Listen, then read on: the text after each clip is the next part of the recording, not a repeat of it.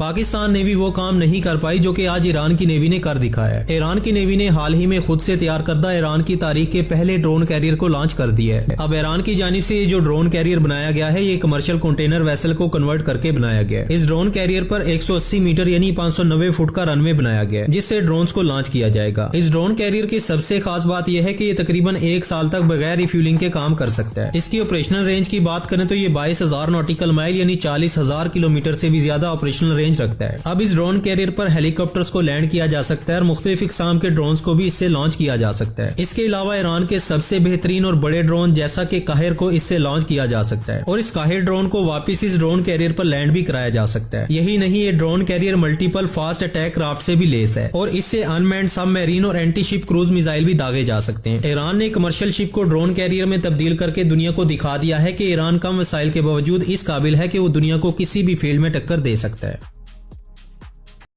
جس طرح پاکستان نے اپنا کیپٹل کراچی سے اسلام آباد شفٹ کیا تھا، اب اسی پیٹرن پر ایران اپنے کیپٹل کو تہران سے ایران کے مکران ریجن میں شفٹ کرنے پر غور کر رہا ہے۔ لیکن سوال یہ پیدا ہوتا ہے کہ ایران آخر ایسا کیوں کر رہا ہے؟ تہران کو 1775 میں ایران کے کنگ آغا محمد خان نے پہلی دفعہ ایران کا کیپٹل ڈکلیئر کیا تھا۔ تہران کا کیپٹل بننے کے بعد یہاں کے انفراسٹرکچر کو ڈیولپ کیا گیا جس کے بعد یہاں کی آبادی انتہائی تیزی کے ساتھ بڑھنے لگی۔ اس وقت ایران کی ٹوٹل آبادی کا تقریباً 20% تک حصہ تہران میں آباد ہے۔ اسی بڑی آبادی کی وجہ سے تہران کی یہ آبادی پورے ملک کے ڈرنکنگ واٹر کا تقریباً 25% تک حصہ استعمال کرتے ہیں۔ یہی وجہ ہے کہ اس وقت تہران میں پانی کے مسائل بہت زیادہ ہیں۔ آبادی زیادہ ہونے کی وجہ سے پولوشن اور ہیوی ٹریفک نے تہران کی خوبصورتی کو مکمل طور پر بگاڑ کر رکھ دیا ہے، جس وجہ سے تہران وہ سٹیبلٹی قائم نہیں رکھ پاتا جو کہ ایک ملک کے کیپٹل کے لیے ہونی چاہیے۔ یہی وجہ ہے کہ 1989 سے ایران میں یہ بحث چلی آ رہی ہے کہ ایران کے کیپٹل کو تہران سے ایران کے کسی دوسرے ریجن میں منتقل کیا جائے۔ اب ایران کے نئے صدر مسعود پزشکیان کے ٹیبل پر یہ پرپوزل پہنچ چکا ہے کہ ایران کے کیپٹل کو تہران سے ایران کے مکران ریجن میں منتقل کر دیا جائے، لیکن اس پرپوزل کو حقیقت میں تبدیل کرنے کے لیے ایران کو ایک نیا شہر بنانے کے لیے ایک بڑی رقم کے ساتھ ساتھ ایک لمبے عرصے کا وقت درکار ہوگا۔ جو افغان دوست پاکستان کو گالیاں دینے سے نہیں تھکتے، ان کو حکومت پاکستان نے بڑا تحفہ دینے کا فیصلہ کیا ہے۔ حکومت پاکستان نے حال ہی میں 4,500 افغان شہریوں کو فری تعلیم دینے کے لیے ایک بڑا اقدام اٹھایا ہے۔ علامہ اقبال اسکالرشپ پروگرام کے تحت اب افغان شہری پاکستان آئیں گے اور انہیں پاکستان میں اسکالرشپ کے تحت فری تعلیم دی جائے گی۔ حکومت پاکستان ان اسٹوڈنٹس کی رہائش، کھانے پینے اور تعلیم کے تمام اخراجات کو برداشت کرے گی اور ان اسٹوڈنٹ کو میڈیکل، ایگریکلچر اور انجینئرنگ کی ویریس فیلڈ میں تعلیم حاصل کرنے کا موقع فراہم کیا جائے گا۔ علامہ اقبال اسکالرشپ پروگرام کے تحت اب تک 22,000 افغان شہریوں کی درخواستیں بھی موصول ہو چکی ہیں۔ اب ان تمام اسٹوڈنٹس کا ٹیسٹ لیا جائے گا جس کے بعد انٹرویو کرنے کے بعد فائنل 4,500 اسٹوڈنٹس کو شارٹ لسٹ کیا جائے گا۔ اب جیسا کہ آپ جانتے ہیں کہ افغانستان میں خواتین کی تعلیم پر سخت پابندی ہے، تو حکومت پاکستان نے اسپیشلی ان خواتین کے لیے جو کہ تعلیم حاصل کرنا چاہتی ہیں اس اسکالرشپ میں 33% تک کوٹا مختص کر رکھا ہے۔ اب افغان اسٹوڈنٹس کو پاکستان میں پہلی دفعہ اسکالرشپ فراہم نہیں کی جا رہی بلکہ اس سے پہلے بھی تقریباً 6,000 کے قریب افغان اسٹوڈنٹ اسکالرشپ حاصل کر چکے ہیں اور پاکستان میں ابھی بھی فری تعلیم حاصل کر رہے ہیں۔ جہاں پر افغانستان پاکستان کی زمین پر نظریں جمائے بیٹھا ہے، وہیں پر پاکستان نے افغانستان کی لانگ ٹرم سٹیبلٹی اور ڈیولپمنٹ کے لیے افغانستان کے شہریوں کو فری تعلیم دینے کا فیصلہ کیا۔